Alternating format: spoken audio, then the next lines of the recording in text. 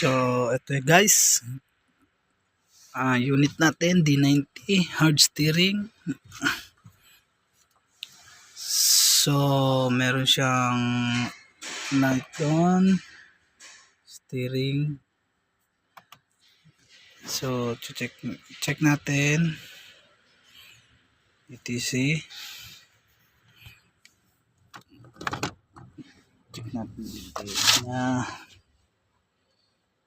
So, yan.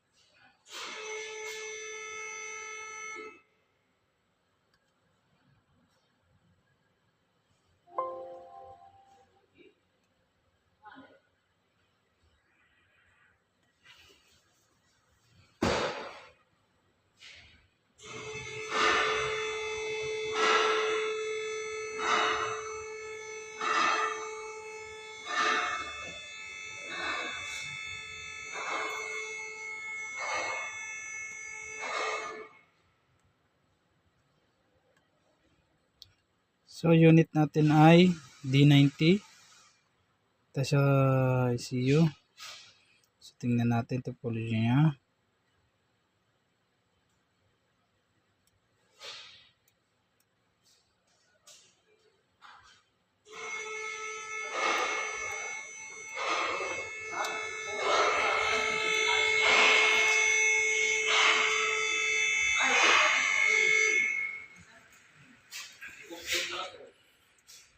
So, tingnan natin ang health check.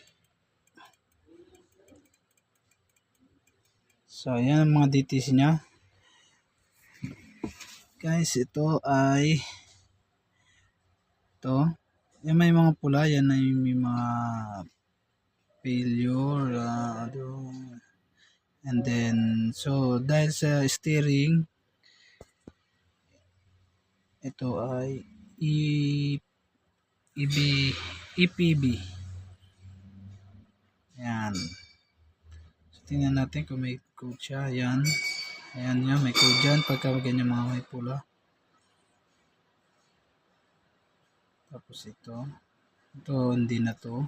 Iba naman yan eh. Ito.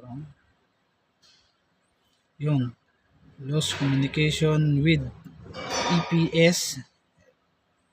Electronic power steering. So, ayan ang code niya. So, titingnan pa natin itong isa. So, meron na tayong isa. Yan pa. Yan. Lost communication. So, ibig sabihin lost communication.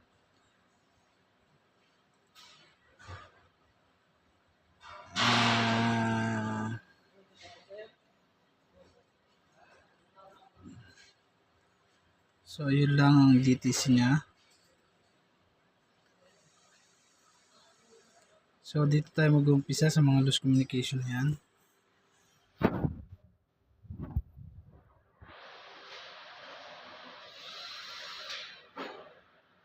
So, dahil sa lost communication siya, nagsasabi siya, hindi ibig sabihin, something na may pumutok na fuse or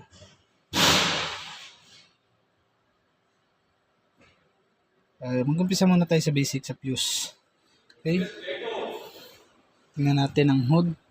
Ito po ang bukasan ng hood.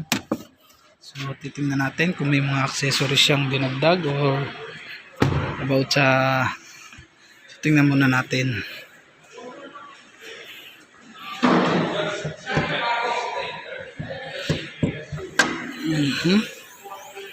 So, ayan ang D90. Meron na nito sa Pilipinas.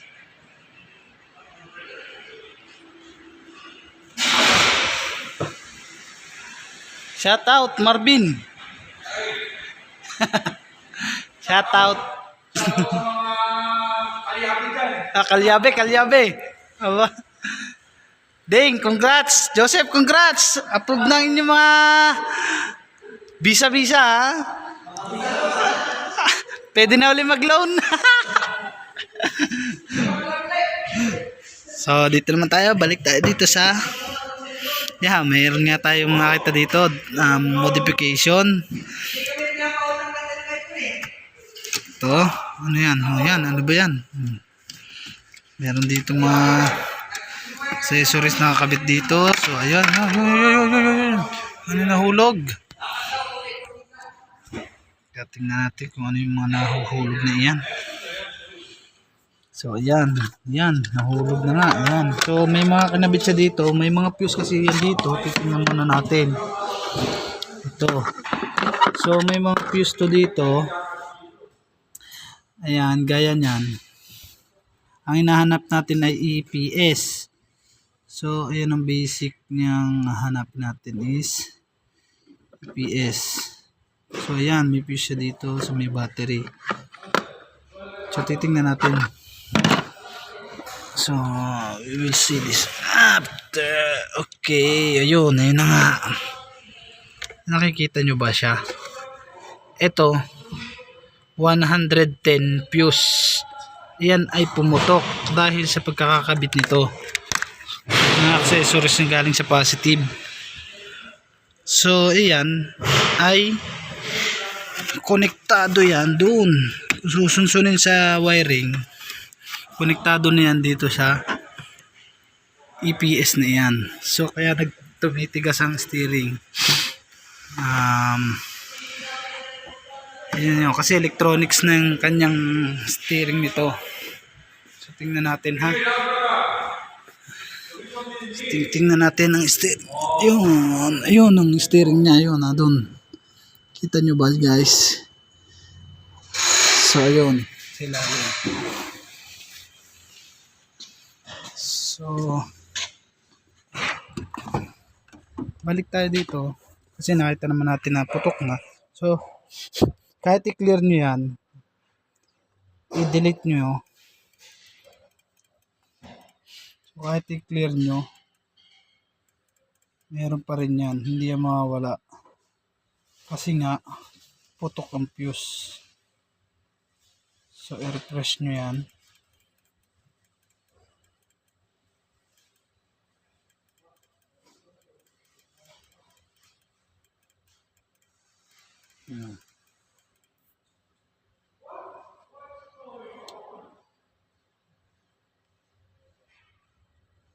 Yun o.